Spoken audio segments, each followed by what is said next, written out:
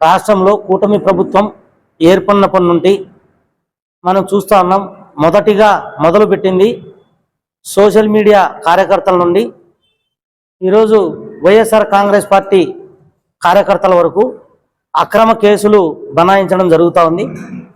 మనందరికీ తెలిసిన విషయమే. రాష్ట్ర ప్రజలందరికీ కూడా చిన్న కార్యకర్త నుండి పెద్ద నాయకుని వరకు అరెస్ట్ చేయడం జరుగుతూ ఉంది.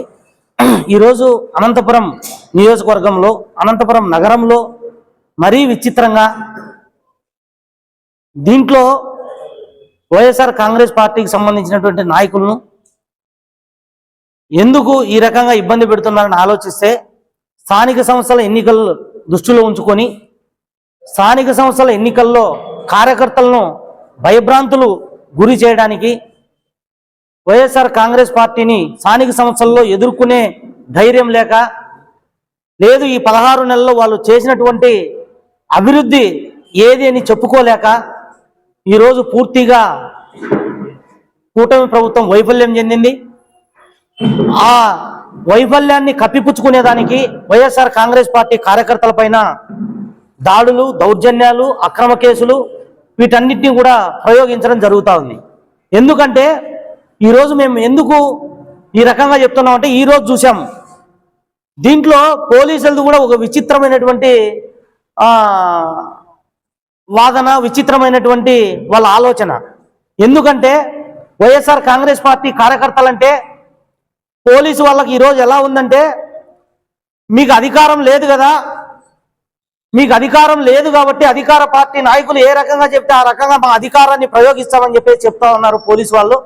ఈరోజు మా పార్టీ నాయకుడు కృష్ణమూర్తి గారిని స్టేషన్ బెయిల్ ఇస్తాము, మీరు స్టేషన్కి వచ్చి నోటీస్ తీసుకోండి అని చెప్పి నమ్మబలికి ఈరోజు అక్రమ కేసులో ఇరికించి రిమాండ్కు పంపించడం జరిగింది. అనంతపురం నగరంలో చూసాం, ప్రైవేట్ కళాశాలలు రాష్ట్ర వ్యాప్తంగా వైద్య కళాశాలను ప్రైవేటీకరణ చేయకూడదని చెప్పేసి కోటి సంతకాల కార్యక్రమం చేపడితే రామ్నగర్లో కవింపు చర్యలకు దిగి అక్రమంగా మా పార్టీ కార్యకర్తలపైన కేసు పెట్టడం జరిగింది. ఇంకా రాష్ట్రంలో ఎక్కడా లేని విధంగా ఒక విచిత్రమైనటువంటి కేసులు కానీ, విచిత్రమైనటువంటి ఆలోచనలు కానీ అనంతపురం పోలీసు వారికే వస్తున్నాయి.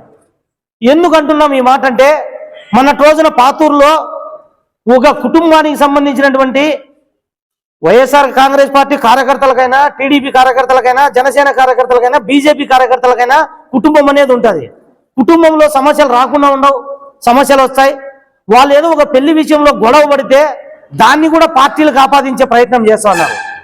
ఇప్పుడు ఎట్లయిపోయిందంటే, అనంతపురంలో ఎవరైనా భార్యాభర్త కొట్లాడుకుంటే కూడా భార్యని టీడీపీ చేసి ఇక్కడ కారణం చేసి కేసు పెట్టేటువంటి పరిస్థితి ఉంది. బాటంగా చూస్తున్నాం. మా అధికారం అది టీడీపీ అయినా లేదా వైసీపీ అయినా మా అధికారం 5 ఏళ్లే. కానీ మేము అనంతపురం పోలీస్ శాఖ వారికి ఒక విన్నవిస్తా ఉన్నాం. అయ్యా, అక్రమ కేసులు పెట్టకుండా ఎక్కడా న్యాయం జరగని చోట ఆఖరికి పోలీస్ స్టేషన్కి పోతే న్యాయం జరుగుతుంది అని చెప్పేసి మనం పోలీస్ స్టేషన్ ఆశ్రయించే ఆనవాయితీ ఉంది. ఎవరికైనా భయం అయితే ఖచ్చితంగా పోలీసుల దగ్గరికి పోతే మాకు భయం లేదు, సేఫ్గా ఉండొచ్చు అని చెప్పి వాళ్ళను పోలీస్ స్టేషన్లోకి పోయి వాళ్ళని ఆశ్రయించే పరిస్థితి. ఈరోజు ఏమైతుందంటే, కంచె చేను మేసిన విధంగా ఈరోజు కాకి చొక్కాను అడ్డం పెట్టుకొని ఈరోజు అధికారం ఉందని చెప్పి వాళ్ళు చెప్పినట్లు మీరు ఇంటా ఉన్నారు. కేవలం వాళ్ళ అధికారం 5 ఏళ్ళు మాత్రమే. అది ఏ పార్టీదైనా అధికారం అనేది మార్పు సహజమది, ప్రజలు ఇచ్చినటువంటి తీర్పు ఇది.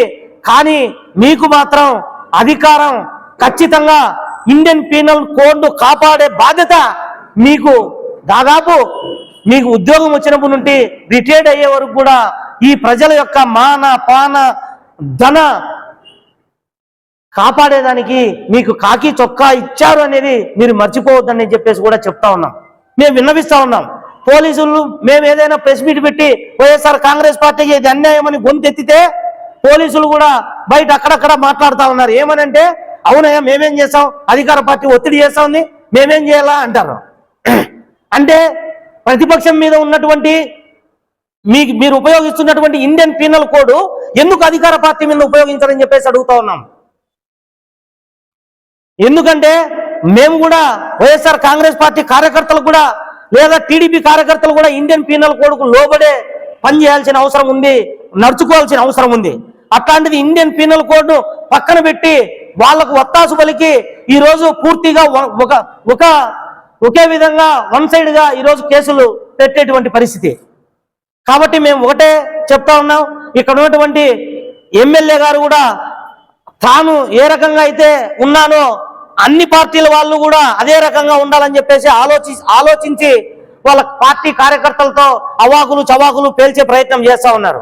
మేము ఒకటే చెప్తా ఉన్నాం, మీరు అభివృద్ధి మేము గతంలో కూడా మీడియా ముఖంగా చెప్పాం, మీరు ఆరోపణలు చేయడం కాదు, ఏది ఆరోపణ చేసినా కూడా ప్రజాస్వామ్యంలో మీకు కూడా హక్కు ఉంది, ఆరోపణ చేసిన దాన్ని మీరు దానికి కట్టుబడి ఉన్నారా అని చెప్పేసి చెప్తా ఉన్నాం. రోజు ఇప్పటికి కూడా ఒకటి మాట్లాడుతున్నారు. విచిత్రమైనది ఏమంటే గవర్నమెంట్ మారి 16 నెలల పైన కావస్తా ఉంది, ఇంకా ఇప్పటికీ మీరు ఏమన్నా జగన్మోహన్ రెడ్డి ముఖ్యమంత్రి అనుకుంటున్నారా? ఏం జగన్ అంటే ఎందుకు మీకు అంత భయం? జగన్మోహన్ రెడ్డి ముఖ్యమంత్రి అనుకుంటున్నారా?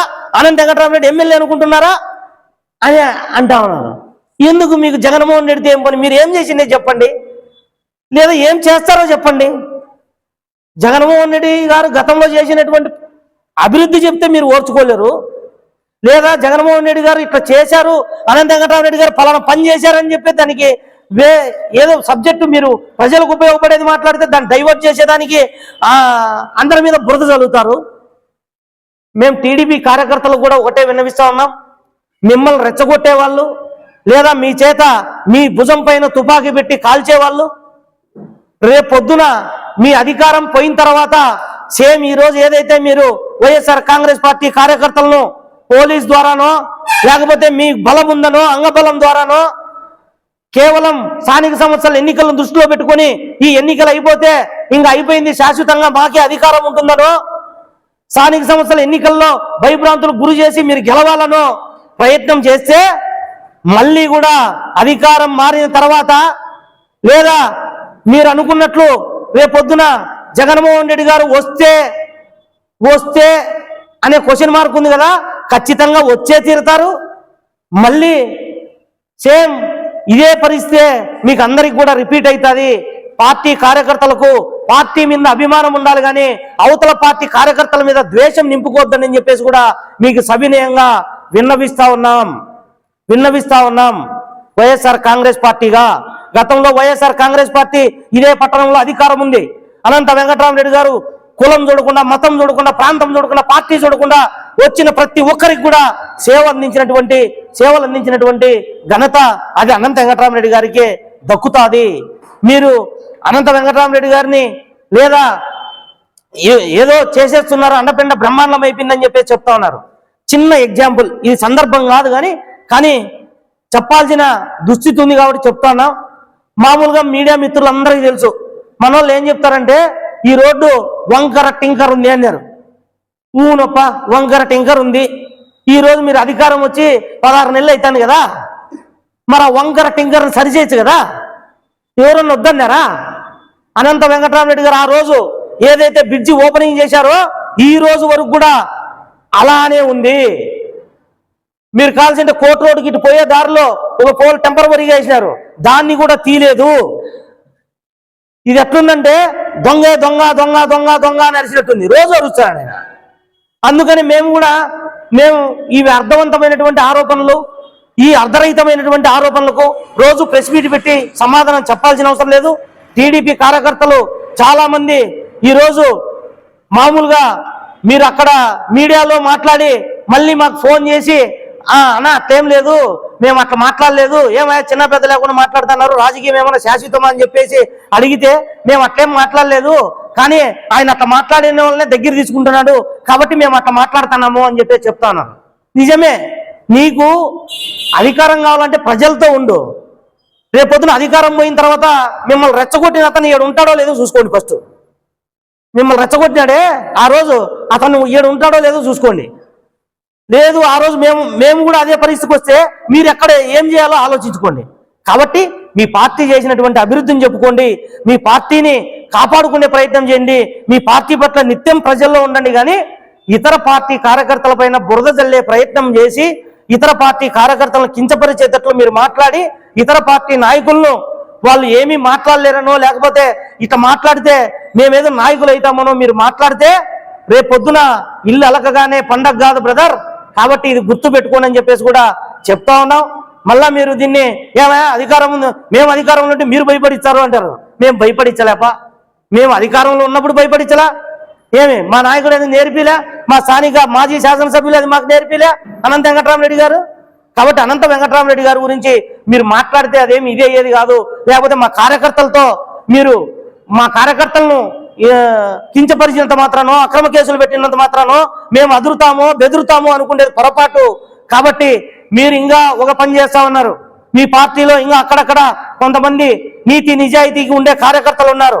ఎవరైనా కార్యకర్తలే వాళ్ళు ముందు నుండి పార్టీకి పనిచేస్తున్నటువంటి కార్యకర్తలు కొంతమంది ఫోన్ చేసి అన్నా మీ వాళ్ళ వాట్సాప్ లో ఫోటోలు సర్క్యులేట్ చేస్తా ఉన్నారు, ఆ వాట్సాప్ లో ఫోటోలు సర్క్యులేట్ చేసి వీళ్ళు ఎక్కడ కనపడినా కూడా మీరు ఏదో గలాట పెట్టుకుని పోలీసు వాళ్ళకి ఫోన్ చేయండి, పోలీసుల ద్వారా వీళ్ళ మెత్తగా చేద్దామని చెప్పేసి వాట్సాప్ లో కూడా ఫోటోలు ఆల్చల్ చేసే ప్రయత్నం చేస్తా ఉన్నారు. కాబట్టి మాకేం అభ్యంతరం లేదు. ఇండియన్ పీనల్ కోడ్ ఈ రోజు పనిచేసిన ఇండియన్ పీనల్ కోడ్ ఆ రోజు కూడా పనిచేస్తుందనేది గుర్తు పెట్టుకోవాల్సిన అవసరం ఉంది.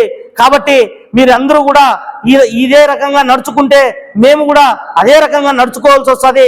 కాబట్టి ప్రజా సమస్యలపైన పోటీ పడదాం. అనంతపురానికి ఏం చేశారో చెప్దాం. ఈ రోజు మేము చెప్పగలుగుతాం అనంతపురానికి ఏం చేశారనేది.